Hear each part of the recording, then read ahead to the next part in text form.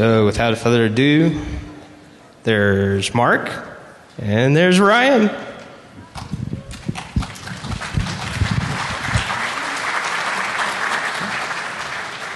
Hello everyone, I'm Ryan Lackey and this is Mark Rogers, and unfortunately our third co-speaker, the Gruck, is not here, as you can tell. I think he had some serious travel difficulties, much more than were anticipated, and there's some sketchy details, so I'm not really too filled in on it, but we've worked with him on this project for the last year and a while, and I've been in contact with him, so is that?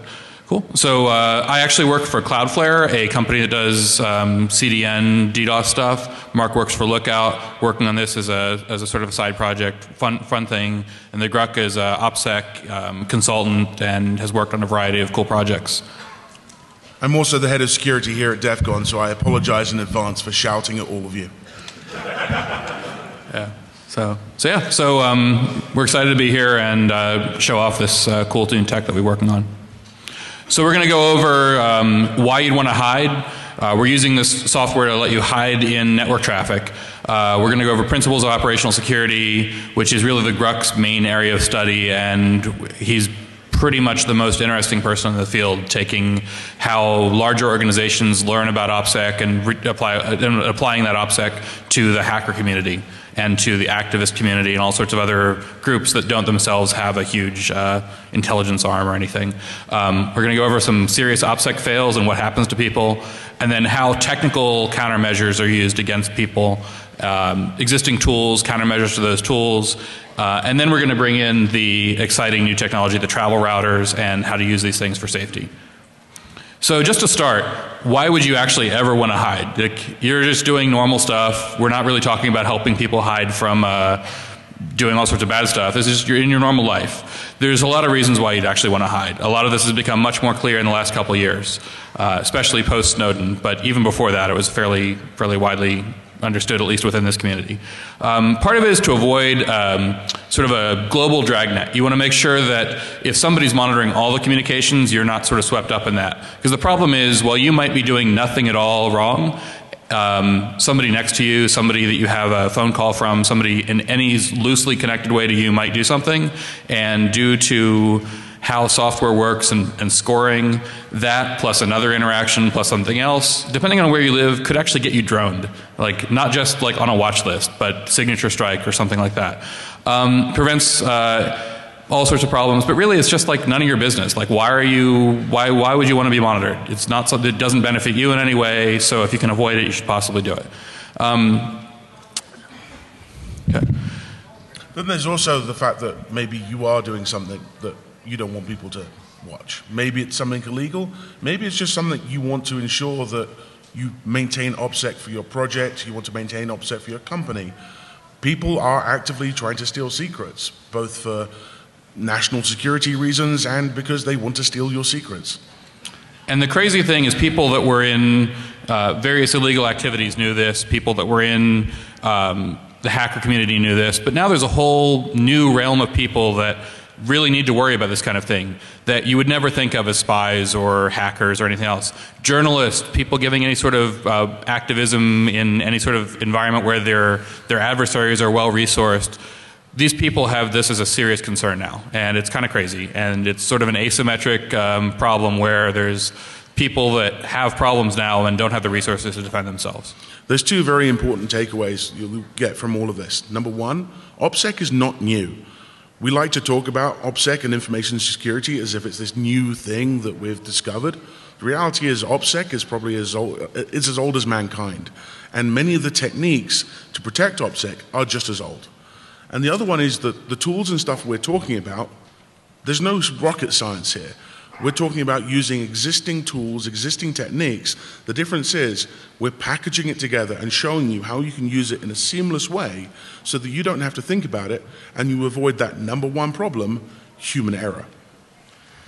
So Gruck has sort of distilled OPSEC into some basic principles, which are listed here. We're not going to really go over them, but he's done this many, many times, and it's talk about the origin. Okay, so Biggie Smalls actually had a great song about how drug dealers apply OPSEC to selling crack. And it's been analyzed by, by law professors and everyone else as pretty good actionable advice for people that are involved in any sort of activity. And it's not just crack dealers that need this these days. It's people that are involved in complaining about like spying systems being installed in their local port system in Oakland, or people that are worried about companies and potentially boycotting them due to human rights abuses, or really anything. So it's a pretty universal kind of problem that a lot of people have. And yeah. But on the other hand, what happens when OPSEC goes wrong? This is a photo from Somalia where the US Marines were going in during the Operation Gothic Serpent to intervene and try to distribute aid and food and stuff and get rid of warlords. They did this opposed beach landing, which they hadn't really done since Normandy in World War II, and or in Pacific Theater, but it was a big opposed beach landing. And unfortunately, the media knew about it in advance, so they were doing this landing with a bunch of little rubber boats and everything else, with a bunch of journalists sitting there with cameras waiting for them on the beach, putting the thing live on satellite TV that all the warlords saw. So that's sort of an OPSEC failure. Nobody got hurt as a result of that directly, but it could definitely have gone a lot worse. And yeah. Then we've got other examples of some basic OPSEC failures, bringing down an organization that many people think was sort of a libertarian commercial market. When you look at many of the big busts, issues that have happened recently, you'll see the OPSEC failures behind them are basic, really, really basic. Take, for example, Silk Road. It's the largest and most successful online contraband bazaar. 957,000 user accounts, 9.5 million bitcoins, 1.2 billion in transactions. The guy behind it, allegedly, Ross Ulbricht, he used his personal Gmail when setting up an account that he then used as the administrator, an account of Altoid. He then used that Altoid account to post jobs advertising for people to come in and do coding for Silk Road related projects. He also advertised Silk Road using this same account. He later on kind of caught up to this, and he changed his handle, changed its Gmail to frosty@frosty.com. But once you've opened the door, the information is out there. The internet doesn't forget. And if you start then building, it all becomes fruit of the poisonous tree. And everything you do from that point onwards is tainted. Next one, Sabu, Lulsec. Even worse. Sabu, skilled hacker, knew what he was doing, used Tor all the time, except every now and then he would forget and he would log into IRC. Just once is enough in this day and age. It used to be that you could get away with one mistake, but now, in this world where it's possible for people to wholesale, capture, and store just in case there's something interesting, that one mistake will hang you.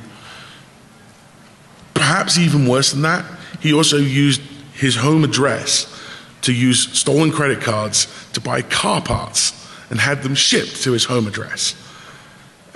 These kinds of OPSEC failures, really obvious. Not surprising he got busted. Mark Capellas, again, another allegedly, we don't know exactly what's going on, but what we do know is that around the time that Mark Capellas said Mt. Gox had run out of money, completely run out of money, there were wallets that he had used previously when proving that Mt. Gox still had liquidity and had moved money into. Those accounts are still around and active. And so people started looking at them, and guess what? You followed the chain and looked at them, they still had money in them. Way more money than he was alleging he had. And unsurprisingly, when people started talking about it, he miraculously found another pile of Bitcoin that he didn't know about. So what are the common mistakes and vulnerabilities here? These are just 3 examples, there's a bunch more. There's always insider threat, which is probably the most insidious and difficult to resolve, also the easiest to find in almost any organization. It's pretty universal.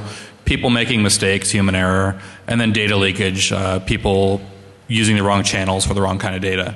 Then there's more serious technical threats. You've got people tearing down, either seizing your hardware or getting temporary access to your hardware, doing live or cold analysis on it. You've got people doing either network or RF monitoring of your systems. You've got people tearing down remote servers.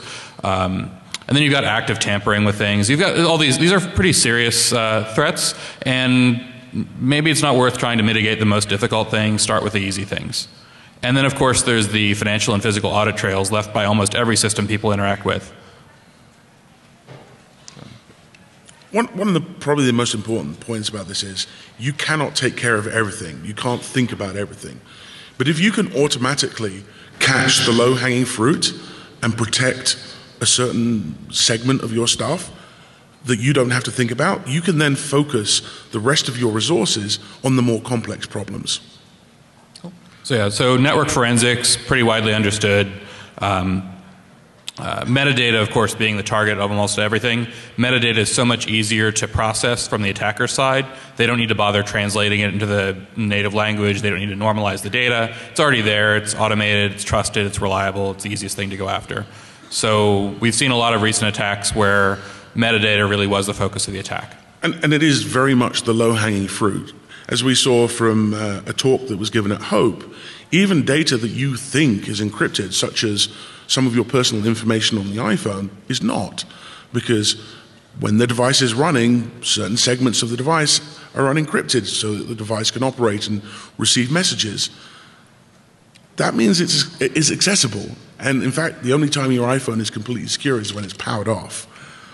So there's all this kind of data you would attack from a desktop system, any sort of server that you're attacking. It's pretty clear. And on cell phones, which are basically computers, you have fairly similar kinds of targets. They have some additional threat vectors because they connect to telco networks directly, and we could tell you some horror stories about basebands, but and the fact that they're with you at all times and they're taken into secure spaces, taken out of secure spaces, taken back into secure spaces, and taken out again over and over again. It's a more interesting threat, but it's not really terribly novel. The important thing to point out is this is all low-hanging fruit. This is easy stuff that can be gotten off of almost every type of cell phone with commonly available tools and without expending too much effort. Yeah, all this stuff used to actually be hard. People haven't taken that into account, that it has changed and it's become a lot easier to go after. Used to be you have maybe one agency in the US, one agency in the Soviet Union to worry about. Now pretty much anybody with a little bit of RF equipment can be your threat. Anybody with a network router in your path can be your threat. Anybody running a service can be a threat. Anybody who gets access to your equipment. So it's a much, much wider population of people attacking you. If you're not attractive to the government as a target, perhaps you're attractive to a different government or to an individual or to an organization. It's really sort of the democratization of SIGINT and attacks. One interesting thing from this slide is everyone's talking about the impact of Snowden and how that's changing behavior, how everyone's moving towards more encrypted. It has had an effect on the traffic on the internet. We've gone from, in the US, 2.29% of traffic was deemed to be SSL traffic. Today, it's 3.8. That's a really big increase, right? Yeah, and a lot of that traffic that's unencrypted, of course, leaves all this data available. Even if the data is encrypted, you can get a lot of information just from pure traffic analysis. You can see source and destination of target. You can see the type of traffic in a flow. You can actually, in a lot of cases, get content information just by the sizes of packets and how they interact, because it's not data independent, and it's pretty terrifying. And what you have to realize is a lot of the time you don't have control over this. The vast majority of this traffic is back-end traffic. This is your application talking to an application server. You don't have a choice to say, I'll only use encryption, because that's up to the dev who built your app. Yeah, and it's pretty bad when you pop up a commercial operating system on a new computer the first time. It's got all this other software that you're not really familiar with, and you don't really know what's phoning home when. Cell phones are even scarier because you actually do have pretty good information that they're phoning home all the time. They're always in contact with the tower, and they're relaying an awful lot of information that you don't really ever see as a user, but is there and is a threat. And the scary thing is, while you might trust your operator and you might trust your phone vendor, over the air a lot of this data can be gathered just from passive monitoring, and anybody else who's over the air can do a lot of this stuff. And then we've got examples of when you travel to places like China. China is a great place to visit, but they have a fairly restrictive international firewall, the Great Firewall, and you don't really know where it's not really one firewall, it's a different firewall in every province, and different operators have different policies, but in addition to being monitored, there's just a basic problem of stuff is blocked, and it's really annoying when you go and you want to connect to your services, you want to basically operate like you would at home. You'd think just a VPN would protect you, and would allow you to bypass all this stuff, but in a lot of cases, it's a sort of a whack-a-mole game they play where they block different VPN technologies all the time. So it's a pain to deal with. Probably one last thing on the Chinese firewall is they're actually getting smart with how they're looking out for VPNs. Before it was identification of VPN endpoints and they get blocked. Now, as we've seen with Tor since about 2011, they're actively scanning suspected nodes, and they're doing things like talking Tor to suspected nodes, and if they get a reply, they flag it and they block it. But that makes it really difficult because now you've got folks who are actively looking for your tools and blocking them. So whatever you have to do has to be robust enough to protect it. So there's a bunch of tools that people use today to help users protect themselves, and they're provided to users. Some basic principles that make certain tools easier to use and more privacy protecting than other tools. Generally, I would say decentralized tools and tools that are used by smaller communities rather than a wider tool are going to be more likely to work in any given scenario. Although there's an engineering quality issue of a tool that's not used by very many users isn't going to generally be as high quality. Generally, I like things that aren't real-time, things that are asynchronous, like email-based systems rather than connection-oriented systems. However, we've really moved to the World Wide Web, and everybody wants to use connection-based systems, and it's sort of a pain. And then encryption, even if it doesn't provide you with full protection, does provide you with a little bit of content protection in a lot of cases, even if it's not implemented terribly thoroughly. So if you get the choice, always add encryption. And then there's a lot of common tools that can be reconfigured. So VPNs were never really intended as this, and it's certainly never intended as anonymity technology. They just happen to be useful in certain circumstances. They do provide some privacy, and they provide some firewall busting just because people don't want to block all VPNs because it'll block a lot of business traffic. So it's an interesting thing. And then there's the really awesome thing is that cheap hardware has gotten so cheap that you can dedicate a given piece of hardware to a certain task. It's really, really hard to build a secure multi-user, multi-application operating system. It's really a much simpler challenge to build a single purpose device and dedicate it to a certain thing. Before we move off of VPNs, one amusing thing that came up in our discovery, as we were playing around with the Great Firewall, we discovered that you can actually weaponize it. So the Great Firewall works that when it detects a node doing something it doesn't like, it floods it with reset packets. And it's not really doing much to validate the source address. So it's also quite nice that it floods it with reset packets for sometimes up to 30 seconds. So it's an amplifier. And so I was just playing around at another conference I won't mention, and I sent some packets spoofing a colleague and watched as the Great Firewall flooded him with reset packets for the next couple of hours. And he couldn't do anything.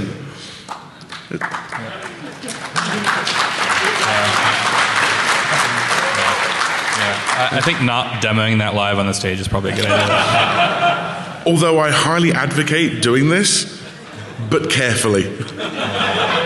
So tempted. Cool. So yeah, we've got things. The other thing that's really scary is JavaScript. Any sort of executable when you don't have a great separation between your data and your code, bad things happen. And a lot of the problems with anonymity tools leaking information is either when addressing information is somehow conflated with the messages, so the ISO stack isn't, or the OSI stack isn't really kept as separated as it should be, or where code is mixed with data. These things lead to very bad stuff. As we were saying, like, cheap hardware is great. It prevents a lot of user errors. The problem with a lot of these secure systems is users use them incorrectly. And if you give somebody a single device and say that's for talking to one other person, that's a much easier user model than you need to enter this code every time you use it, you need to authenticate them and do all sorts of other stuff. I had a great real-life example of this literally yesterday. As part of my goon job, I had to provide protection for John McAfee. And we're walking around with John, who's a colorful character, with his security detail, who are even more colorful, especially the one who remembers faces. And he was talking about security of his phones. And he was like, I always use burner phones, and I'm very careful that once I've used a phone for a certain amount of time, I attach it to a lorry, and it goes off around the country, and they can follow that. But they always track me down within a couple of days and find me again.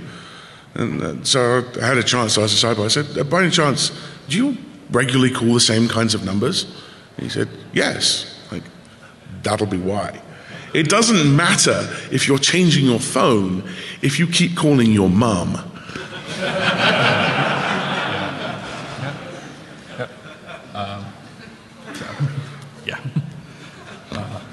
So one of the issues is, again, if you go buy this hardware and you order, it's this whole interdiction problem. If you order hardware from the internet and you're at all an interesting person, your odds, especially if you're receiving it internationally, if you're, say, the Gruck, are going to be pretty high that hardware is not going to come to you exactly as the hardware vendor intended it. And you probably want to start buying stuff off the shelf that's pre-configured, or it's a sort of a commodity thing. Because it's unlikely that they're going to backdoor every single piece of hardware that's a retail thing out there. But the one piece of hardware that Gruck orders is very likely to be backdoored.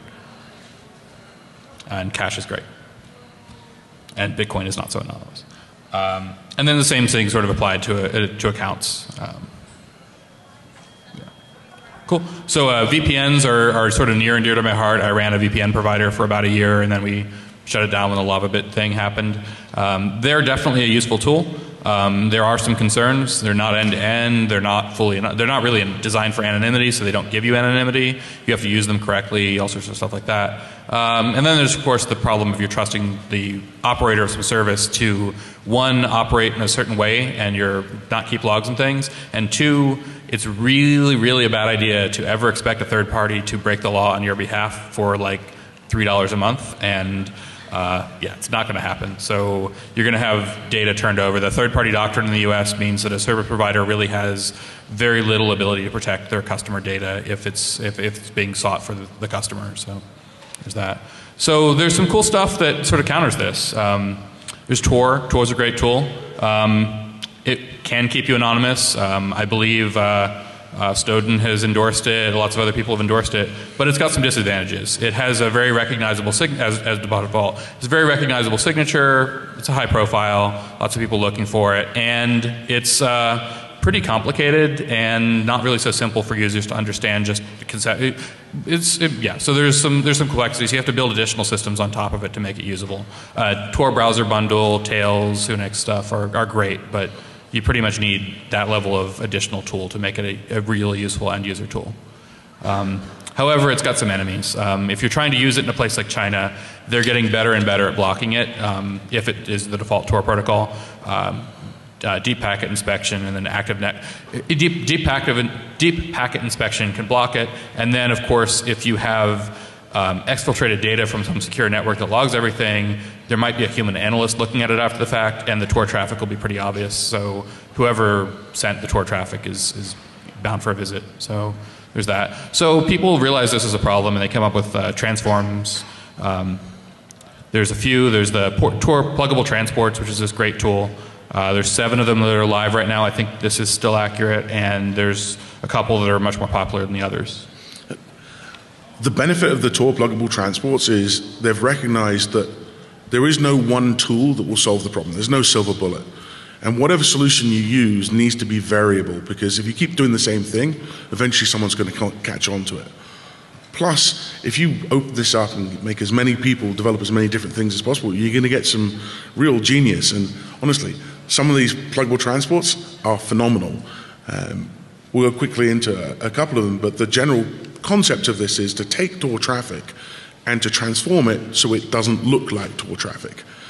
And then the next level up from that is to take this transformed traffic and to make it look plausibly like some other form of traffic. Cool. So yeah, we'll just go through these really quickly. So, like, scramble to move on.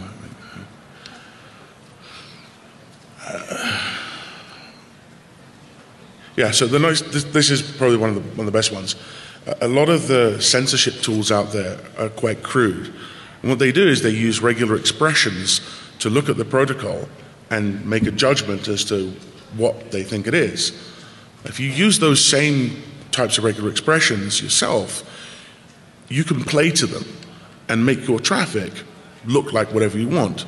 The snippet on the screen here is transformed Tor traffic that has been put through a transform that makes it look like SSH. And while it won't stand up to immediate scrutiny, any of you who are familiar with SSH looks at that, you'll say, it's clearly not SSH. The point is, with this vast volume of traffic going through, the only people who are going to get that special extra scrutiny are people who have popped up a red flag. This is about not popping up that red flag. So long as your traffic hides amongst the general Tor traffic, there's going to be no reason for them to dive deep enough to say, this is suspicious. And then there's an additional tool where if you have a cooperating endpoint on the other end, you can actually, such as Google App Engine, I've talked about this with Cloudflare, various other providers, you can encode your traffic as normal HTTP traffic, and then also put it inside HTTPS. You can make it look like it's going to a regular website. You can do a lot of cool stuff there. And then I guess the ultimate thing would be to make it look like natural language. Banana Phone does this. It obviously won't stand up to a human analyst looking at this after the fact if you aren't routinely sending literature back and forth with someone. But you could imagine a scenario where this evades an automated detection system, or even where you build a system on top of that does other stuff.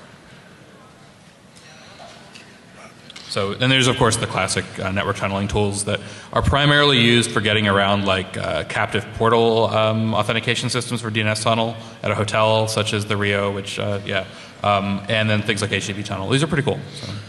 And the point of going through all of these is these are the tools that we looked at for building the travel router. The travel router itself, there really isn't that much to it. But what we did was we looked at all of the best tools out there and we built them into this as a library so that you have an OS build that's going to sit on device. In fact, this is one of the travel routers that you can carry anywhere. It's tiny, and all of these things will be available to you to choose. And we're hoping to build some intelligence onto it as well so that it will make some of those choices for you to say, are you sure you wanted to select that? That might not be the best thing for here. Yeah, there's no silver bullet, so it's a bunch of separate tools that are combined. So as we were thinking about this, we tried to figure out, because we had the practical concern, we travel a lot, we go to places, we're not really the most interesting targets, but we get some level of target, and I know a lot of people that are much greater targets, and it's really difficult. I can build something that I can use myself, mostly out of existing software, but building something I can have somebody else use that's easy for them to use, simple, that I don't have to then go with them all the time is a much harder problem. We looked at a lot of the VM systems. VMs are great, but the problem is if something gets subverted in the host in the top level operating system, then there's some problems. Fingerprinting stays the same, and there's really no way to know that the system is intact. I worked on a lot of stuff with the TPM, tamper-resistant computing stuff, and it still is not quite there. So there's that. And the other problem is this stuff's expensive. If you were to build it out of pure software on dedicated high-end laptops with virtualization and a bunch of like 16 gig RAM MacBook Pros and everything, you can't really afford it. Most of the people that really need this stuff are also people that are not rich. So they're also not willing to throw away a $3,000 laptop every time it might be compromised. So yeah, it wasn't really the most ideal target. So we looked at something that would be providing much of the same protection, but would be a lot cheaper, a lot easier to use, a lot easier to support, and ideally something that people already have to use. And we came up with the secure travel routers being the sweet spot. They're pretty awesome because they're like, I have a whole box of them. They're like $20 to $100 each. They're made by a bunch of vendors, TP-Link, Linksys, D-Link, like all the standard low-end network companies make this stuff. They're available everywhere. A lot of people use them when you go to a hotel and you have to pay per Wi-Fi device or per MAC address. This lets you share it, or lets you share a wired connection in a hotel room with a lot of connections.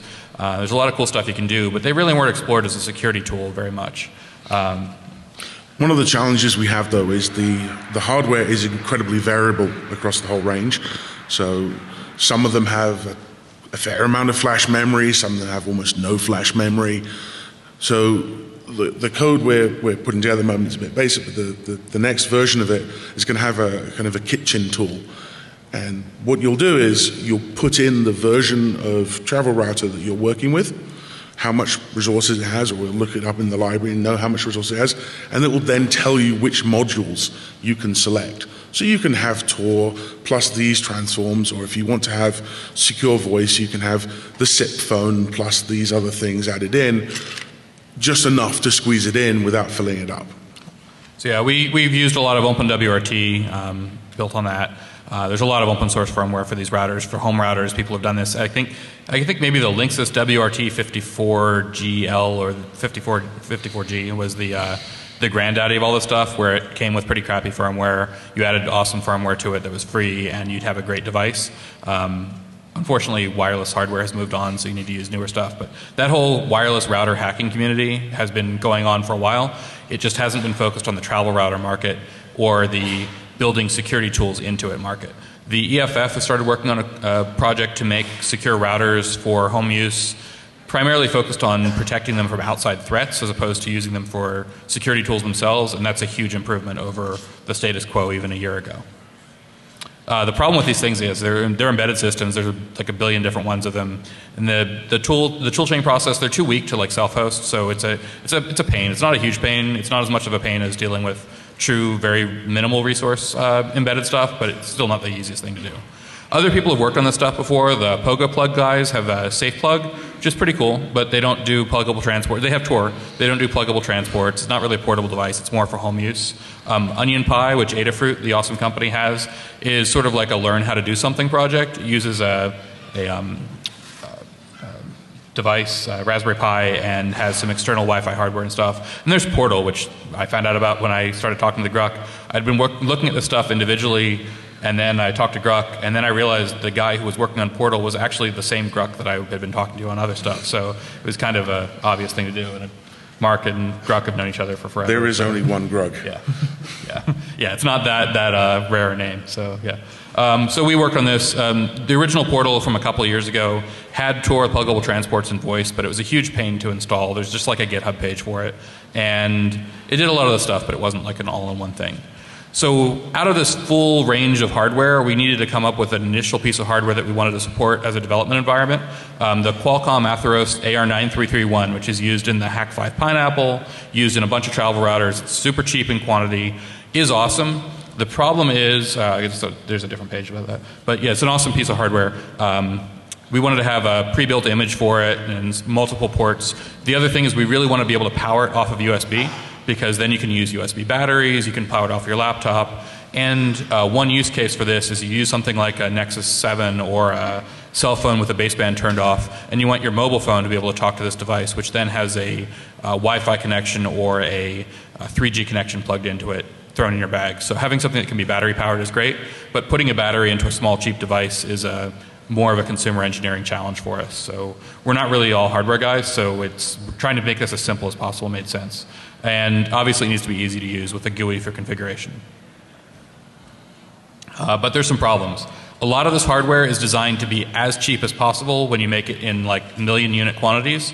The price difference between like a 64 meg RAM chip and an 8 meg RAM chip is substantial in those quantities. So they put the absolute minimum amount of RAM, absolute tiniest flash they can possibly do in these devices.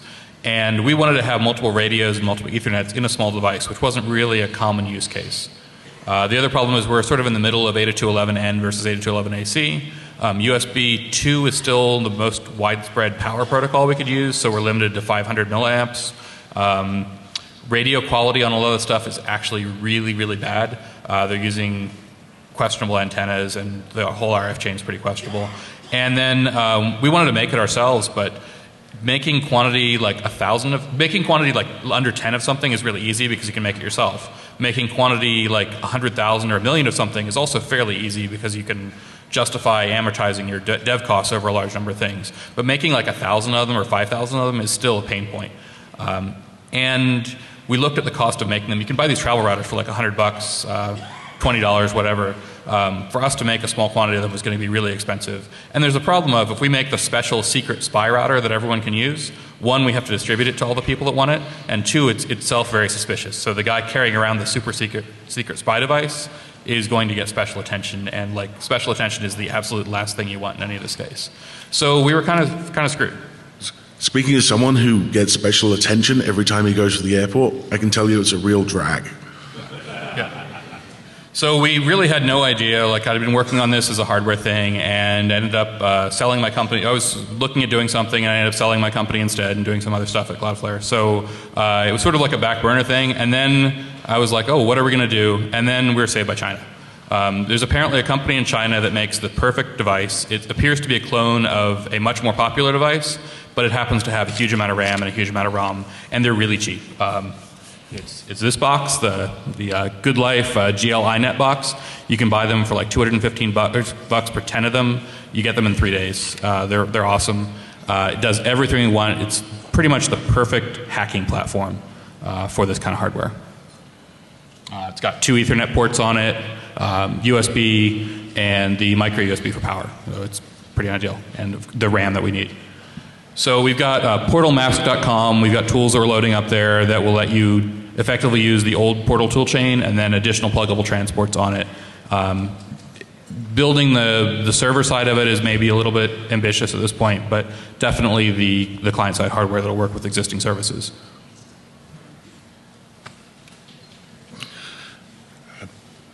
That's it.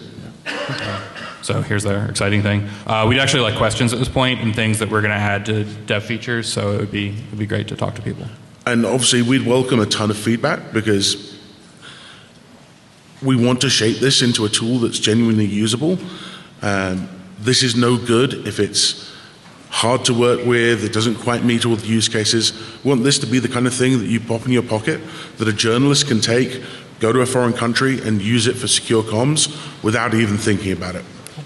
And open source, obviously, and non-commercial. Yep. Thank you, and questions?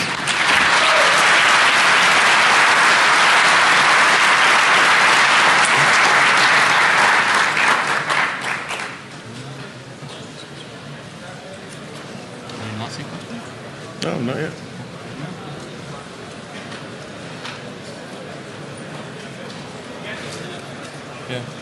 Yeah. If anyone has questions, we'd be happy to answer them. Yeah, absolutely. Is this about the size I'm looking for? Doing. Huh? I think I was a smaller. This is more RAM. Okay. That's the difference. This is a clone of. Yeah, this is a clone of the 703. The 703. Okay. Yeah. So they're great. The problem is less RAM means less stuff. And what I ultimately want to put on this is I want there to be a SIP phone. I want there to be Tor with all of its pluggable transports.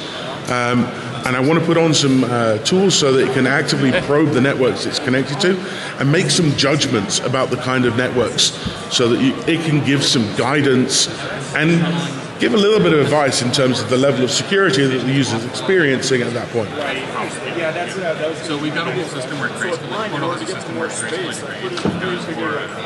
IPsec, SmartLib, it'll fall down and So after we gave a similar talk at Hope, and after the feedback we got from that, we've started putting together this kitchen tool so that you guys can use anything you want. There just may be some trade-offs, right? If you put some of the tools onto a USB device, perhaps it's not going to be quite as fast. There may be some UI issues. But likewise, maybe you don't care about the SIP phone and you just want something that has all the Tor stuff in it. This will allow you just point and click, choose what you want, build the image, flash it to your device, and off you go. And the big benefit of that is if we can have a ton of people with a ton of different devices doing it, it makes it much harder for them to say this is the bad thing. I've looked at like 8 of the provinces in China, so that will get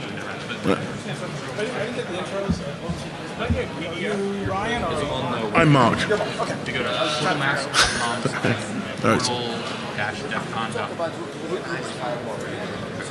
portalmask.com has a presentation.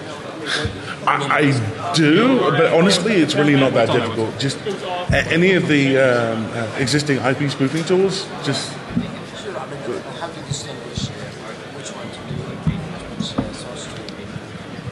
do? My contact details are on there. Ping me, I'll give you some demos. Yeah, they're on the website. Portalmask.com. Huh? It's on the last slide. I have both our email addresses.